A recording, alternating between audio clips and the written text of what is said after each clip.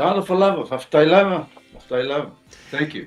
Now, I've just been talking off air there just before, and I've been mentioning to our people that we will be having the man himself, the director, the voice, the producer of Te Vaka, who's been around for quite a number of years. I'm a huge fan of your music, so thank you very much for being with us today, and welcome to the program. Thank you very much. Thank you very much for inviting me on your show. Now, can you enlighten us about yourself? Can you tell us a bit about yourself? Because I know you're 51% Samoan. Well, yes, I do have a Samoan side, for sure. Well, my mother's from Tuvalu, and my father's from Tokelau. They met in Samoa. I think my great-great-grandmother is from the Sua family in Samoa. So, yeah, we're all related, I'm sure. I'm sure we're all related. Yes, and I left Samoa in 1965 as a 9-year-old and for New Zealand. And I was very, very lucky to have experienced the Samoan siva, the Samoan traditional music of the times, and the Tokelau Whātele, Tuvalu Whāteles. And those are basically my grounding for what I'm doing right now. That's right. Now, when did you form Te Vaka and why? Because that's the million-dollar question. In anything and everything that we do, there's got to be a reason why. Why did you decide to form Te Vaka? Well, I realized I had a very, very strong interest in our elders at the time, you know, in my 30s, I think my 30s at the time. And I was talking to a lot of I started with my parents, and they were telling me how they were growing up, what their grandparents told them, the stories. And I was fascinated, you know. So I went around talking to anybody that was 70 or older. And, you know, I went there armed with a packet of biscuits, chocolate biscuits, and just spoke about, asked questions, and yeah, from there on, it just grew and grew, and I felt like the world needed to know of our great culture, and especially our voyaging ancestors, who were the best voyagers in the world. So I set off. I wanted to do that. Yeah, and if you notice, I didn't want to have like a 4-piece or a 5-piece band. Yes. I wanted to have the whole village to be represented on the stages as far as possible, you know, as best as possible. So, you know, we started the tour off with 16 people, and people thought we were crazy, but that's how it was. We represented the culture on the stage with log drums, dance, the traditional dancing, and some of the more modern things as well.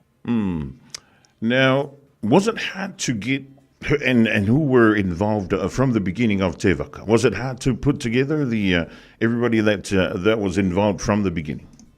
Very, very hard, because the people thought we were crazy. Because what, you know, why? What are we doing this for? It was too close to home here, close to home, and luckily we had an opportunity to go to Europe and showcase the ideas, and it took hold, you know, especially from a WOMAD perspective. Peter Gabriel, which is the guy that owned WOMAD with Thomas Bruman, they took us in, and we toured like 40 countries around the world, and they were very, very good to us. Now, is there an instrument that you can't play, Foaʻi?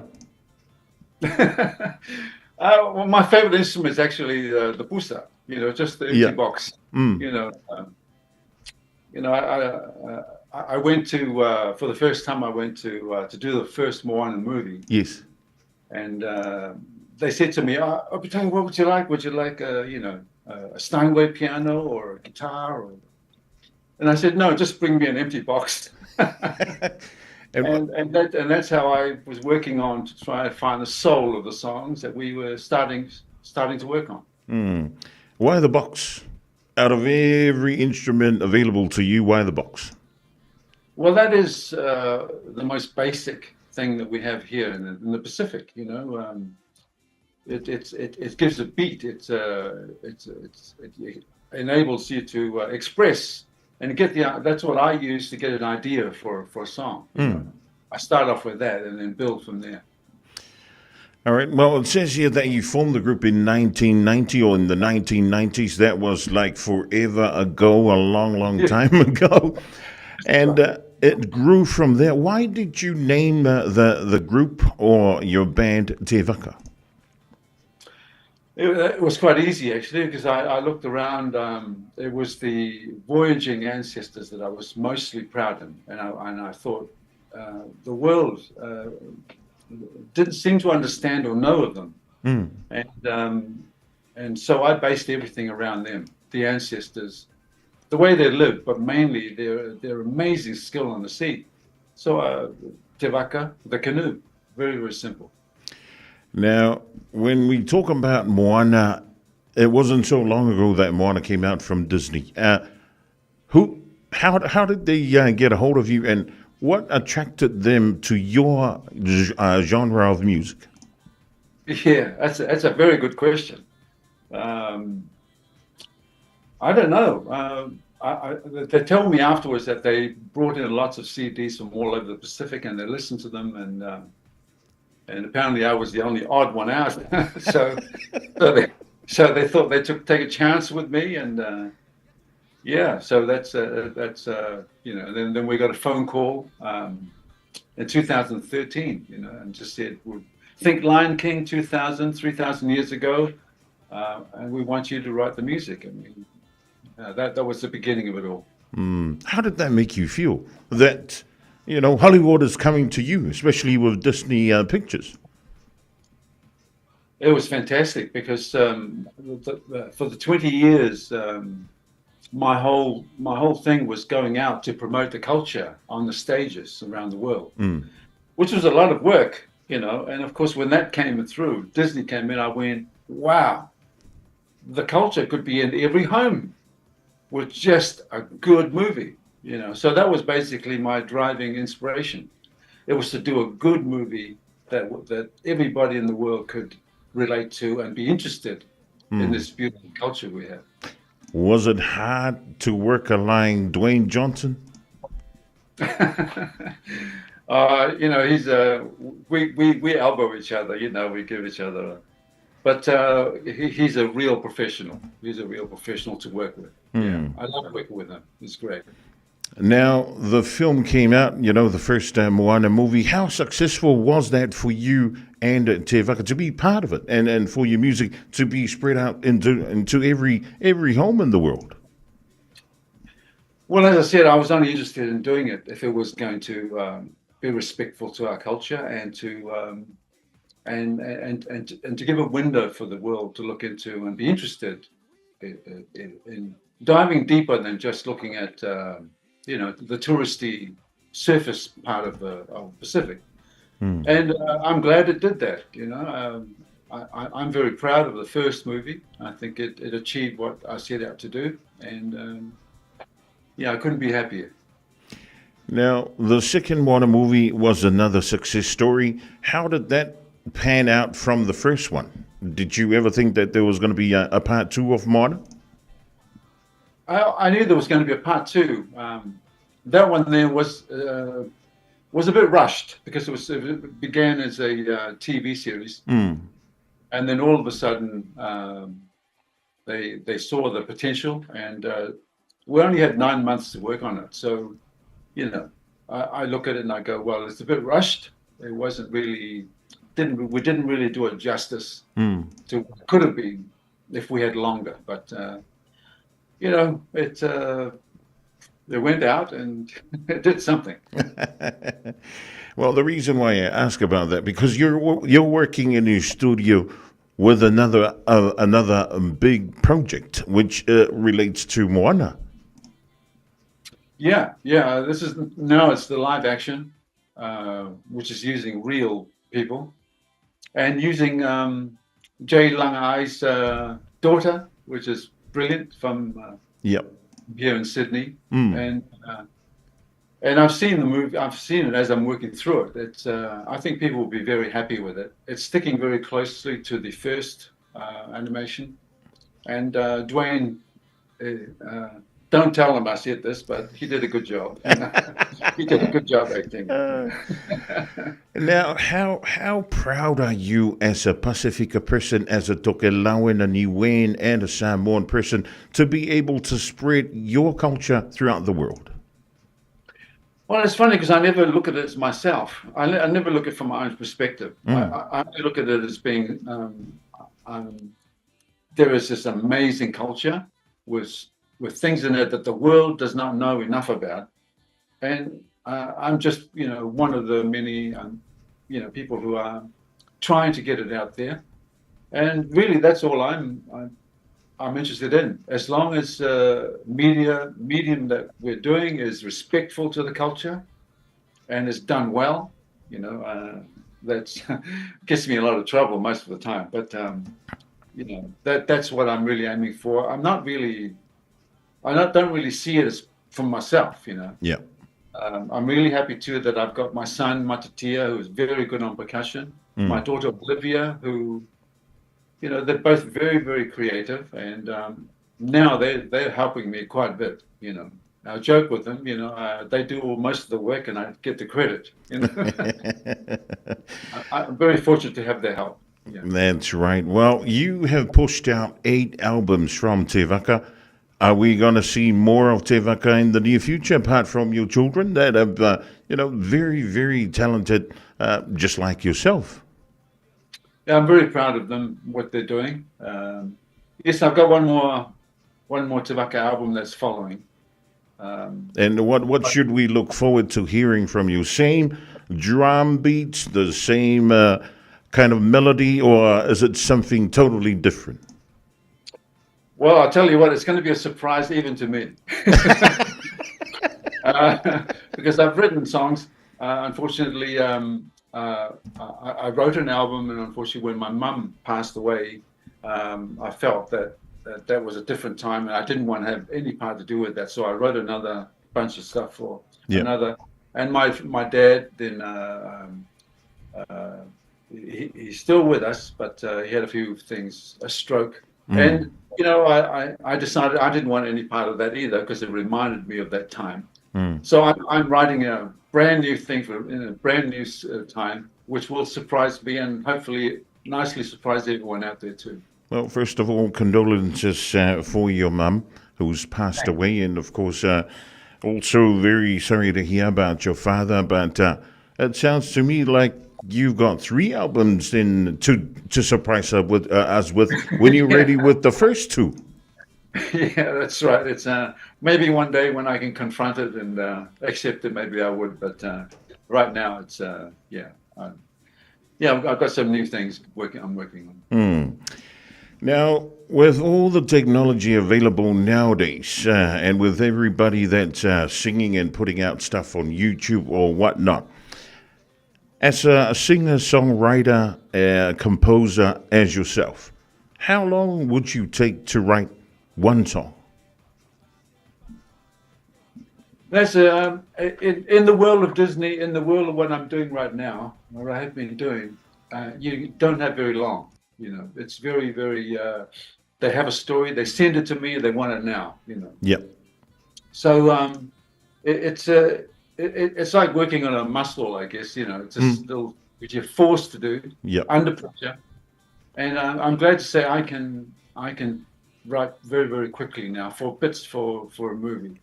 But as far as an album is concerned, it's a bit longer because it's I have to sort of dig into it and get all the different aspects of it that I can. But as far as the movie is concerned, it's I'm forced into creating it very quickly. So. Very good. Now, you've won multiple awards, not just in New Zealand, but worldwide as well. What's the one award that sticks out for you?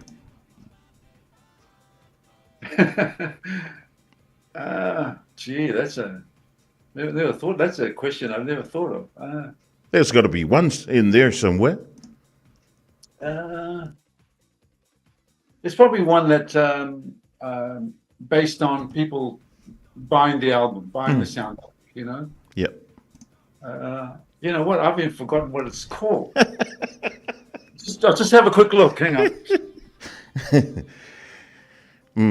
Yeah, Linda. Ole mai mo I think mai. it's this one. It's this one. Oh. Yeah. I've even forgotten what it's called, but it's called Billboard Award. Oh my goodness. And I think I like that one because it was based on people buying the soundtrack of the first album. Yeah. And I was very proud of the soundtrack of the first album. So yeah, if you need an answer for that, then it'll be that one. What is the number one compliment that you received from somebody you have no idea of who they are and where they are from? What's the number one compliment? I think it's when they say they've really felt. You know, for example, I think it was We Know the Way. Somebody in Norway, you know, Norway, Viking. wow, The Vikings, yeah. And I think it was just that you said he could really relate to you know, to the voyaging of the ancestors, looking and finding new homes for their people. You know, I think it's just that when others across the world, across the genres, can relate and understand the language of music. I think that's what I like. Okay. All right. Well, man, we can go on, and I love this conversation, and I enjoy the exchange with you. And I take my hat off to you on behalf of everybody that's watching and listening right now. You know, we want to send out a big thank you for the talent and for putting us, you know, us Pacific Island people out there on the map, out there in the world. We're tiny on the map, but we've got big hearts like what you've shared with us today. So you got the Moana movie with real people that's coming up. You got the surprise album that's also coming up. Well, when do should we be expecting that? Well, my son has his fourth percussion album coming out, so I'm in line. I have to get in line. he's got his album out, and then Olivia's got one, and then I'm going to follow that. So I don't want to get in their way, so I'll release it after they release it. Now, did you ever think, you know, when you think back to when you started Te Vaka, that this will be your job, this will be how your life will pan out?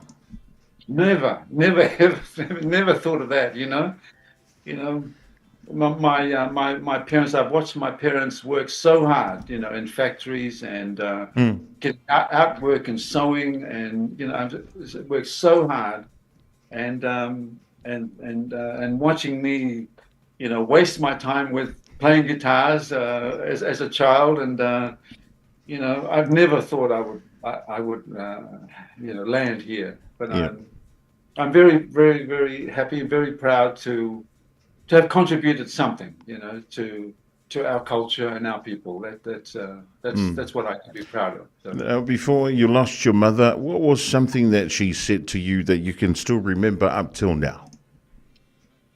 Well, the thing I loved about her is that she gave me my freedom. She never stopped me or restricted me from, you know, from doing all my crazy things, which was playing music too much. And so I'm very thankful to her, even when she was poor and I was a 13-year-old that knew nothing about money. I asked her for a microphone and she bought me a microphone, you know, and I realized that was like 3 weeks rent, you know. It's like, so, you know, I'm very, very thankful for her support, with quiet support that island mothers do give, you know, without explaining or afterwards, or they just do it, you know. So, you know, I'm very, very grateful for all that sort of support and help from mother and father. Yeah. Yeah. And something from your father before he had his, you know, stroke, as you mentioned before? Well, I always joke with him that I stole his lyrics, some of his lyrics. He's very, very helpful, you know, telling me stories, and some of his words are so powerful. You know? So I've used that in some of my songs. And no, both my mother and father were the original inspiration that I had for my music. So I thank them with my bottom of my heart. Yeah. That's amazing. That's lovely. Foaʻi. Now, before we wrap it up, you started going out to the Aoauli. What did you learn from them about the voyaging and the voyages of of our people back in the days? Oh man, it was. You got to realize that these elders, they got very, I've seen quite a few of them, so I've found out that they got very short. They don't have much patience, So I only have like introducing, where they check me out, they look at me suspiciously. Who are you, And I have to explain my parents and everything. And then there's a moment when they, their eyes light up and they're telling me all this stuff about how their grandparents used to sail a lot, sail. And sailing from Tokelau to Tuvalu to Tokelau to Samoa and you look at those distances, they're not close. No. And they just hop on it and go. So all these, I suddenly realized from all these stories that they were natural navigators that were just, it was a normal thing, And I suddenly realized that it grew from there to realize that these are abilities that needed to be known. So I was very, very happy to have met Naino Thompson of the Pokulea when I was with them earlier this year. And I explained to him where my parents come from. And immediately he said, they are navigators. And I went, oh, wow. So, yeah, my interest began from there and it grew. Yeah. Well, we talked about before we came on the interview of how far it is from Apia to, is it Whakaofo that you landed or Nukunono? When I went there in 2001? Yeah, when you go from Apia, because if you travel from New Zealand or wherever, you got to stop in Apia before you travel out to Tokelau and then on to Niue. Well, yes, you can actually fly to Niue. Yeah, I know. I went to the 3 islands, Tahu, Nukunono, and Whakaofo. Yeah, and then went to Tuvalu. Yeah. And what was your experience? Would you be able to sail like your ancestors did back in the day? Sadly and shamedly, no way. It's not very easy to do. I don't think any of us would want to go back that far. I think we've become so adapted to technology nowadays and to all the boats and the fancy stuff that we have that we've been taking it for granted, right? Exactly. Yeah. Outboard motors, everything. Yeah. Yeah, that's right. Well, I can tell you right now, if you want to get the best fresh fish in the world, go to Tokelau. Okay. Now, if there's anyone out there that wants to start a band, who wants to become a musician like yourself, what's the advice that you would like to give out to them? Yeah, I think it's just be true to yourself, and whatever you do, make sure it's something that you're really passionate about. That's what I've been doing for 30 years. So, that's all I can offer as an advice. And because from my side, I did that and it worked. Now, how long did it take for you to use the microphone that your mother bought till the day that you gave her something in return, as in financial wise? Oh, yeah. Well, I'm very, very fortunate that I was able to do that while she was alive. So, yeah. Very good. Now, for everybody that's watching, you got a lot of fans, Opetaia. Very, very, very huge following around the world, and especially us Samoans. For me personally, when I heard your music in Pia, when he did that concert back in early 2001, 2002, man, it was like something that we've never heard before in Samoa. It was massive. What was that like for you to come back and to play in Samoa? Oh, it's crazy, really.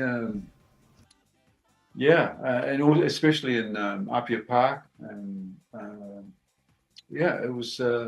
I think somebody came in after landed after us and came up and said, I came through the airport and it's like the Rolling Stones comes to town.